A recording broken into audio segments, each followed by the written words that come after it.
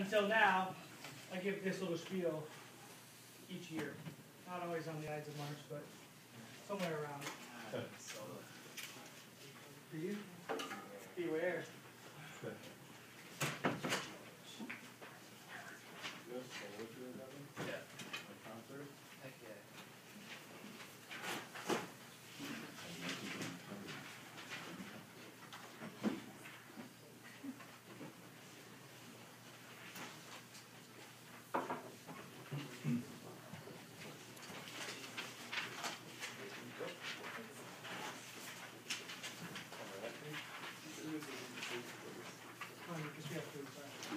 Okay,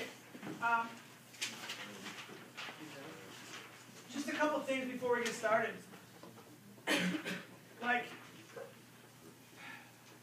the board itself should be indicative of the time that you put into your project.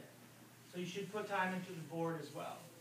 There's a lot of us who are like, dude, I'm just going to do mine in 94 and it'll be good enough, right? But you'd be surprised how many people, like judges in particular, and people in the community will absolutely understand and know that you did it the night before, because it's easy to tell, right? So I'm here to warn you ahead of time. Nobody likes to look bad in front of adults, right? Nobody likes to look bad in front of community members or judges. And one of the ways that people traditionally end up looking bad is by not taking the time on their board. So you should start it sooner than later, all right? We're also pushing for the fact that it no longer has to be that trifold board anymore. I think you all started to see that kind of evolution from the time you're freshmen until now. Slowly we're getting away from that trifold thing as the main source of information. You still can use the trifold board. It's not like you're going to be lame if you use the trifold board, right? For some people that makes sense. Like, this is the way I've done it in the past for presentations. This is what I'm comfortable with doing, so I'm going to continue doing that. Absolutely, not a problem. But what we want to have happen is we want to have each of your boards stand out and be the most unique of the bunch. So people will look at yours and go, that is cool. Like ones in the past that we could think about, a couple years ago, a person made their display board was actually like the body of the cow, and the board actually was freestanding. So they made the whole board was actually like in the shape of a cow and had something to do with the dairy industry. People in the community were like, that is a cool board because it doesn't have to stand on the table. It was about this high off the ground, you know. They put a lot of work and effort into it. Things like that. Any way that you can make your board stand out is good for you. Because when it comes to this point, let's be honest, you really should want yours to be better than everybody else's. Because because we're talking about that individual excellence that we're looking for, that probably most of you have already done with your projects anyway. So we want the board to mimic that excellence in your project. Little things like that we're going to talk about today, little things matter. Like, don't let tape show on the board. Don't let glue show on the board. Make sure everything is cut straight. If you're trying to cut a rectangle, don't cut it by hand. Like, measure it out first. Draw your lines on there and then cut it, probably with a paper cutter instead of by hand, because it's really easy to spot that stuff. And then it'd be that guy or that girl. Nobody wants to be that guy or that girl, right? Make sure that it's as professional as possible. And I know, like, when you get to this point, it's like, one more thing to this project, you know. But when you're standing here up in front of the judges, you want to be as confident as possible. And when you open that board, or you bring your display board in for your speech or presentation, you want people to be like, yeah, that is cool. I mean, you don't want to open up the board and be like, I'm kind of embarrassed, but here we go. You know, like, you don't need that day. You want to be as confident as possible. So that's kind of what I'm here to do. This is just a handout I give to everybody because people in our class know I'm the king of handouts, so I always have to give a handout. It's my weird little thing. But also, it's just a little kind of lasting thing. So if you have questions like, what did he say that day? I was still tired. It's all right here for you. Don't clutter the board with an excessive amount of text or images. These are some of the pointers we're going to be talking about. You want the board to kind of speak for the process. Our tendency is we want to include every part of our project because you've been living with it for so long. It's just like, it means a lot to you. It's like, man, I want to tell everybody all the highs and lows from where I started point A 6 months ago, or even a year ago until now. I want everybody to see that I put a lot of work into this, right? Nice, we're rocking. But you want it to be more like snapshots into your process, as opposed to throwing everything on the board that you can think of. You know, like keep it a little more classy. This one does a good job of this. I think we can get this just like that. We're done. Yep.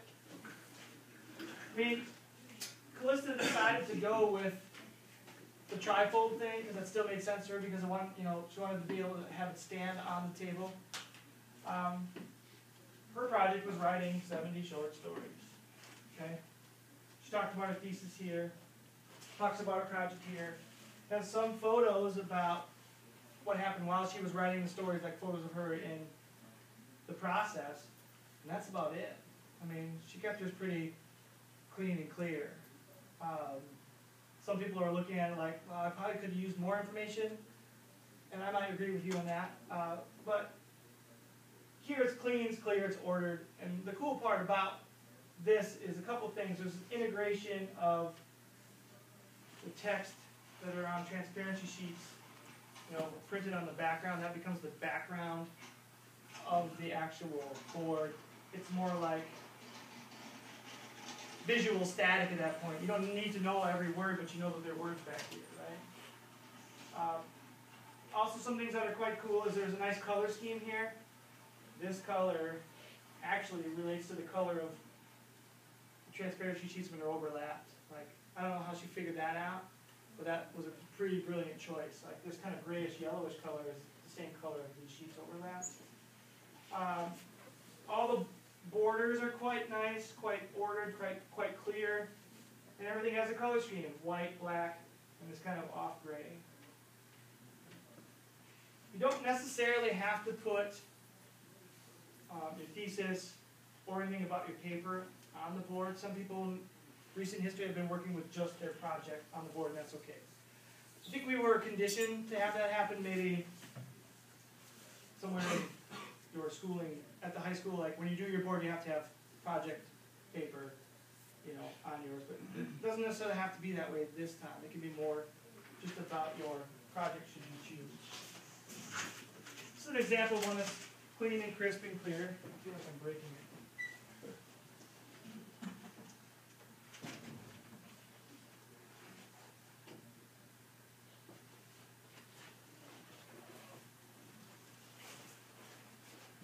This one kind of relates to the second point on there, where it says, a good board should be read anywhere from 3 to 10 feet away. You want to have something that's an eye catcher to grab somebody's attention, so when they walk by the board, when they're all down in the LMC, yours stands out and makes them stop and be like, wait a minute, I'm going to go back and check that one out, because that one was cool. Right? So here, in your opinion, what's the thing that kind of catches the eye? Yeah. Shaped like barrels. Absolutely. This time, the board itself becomes a model for what the actual project was about.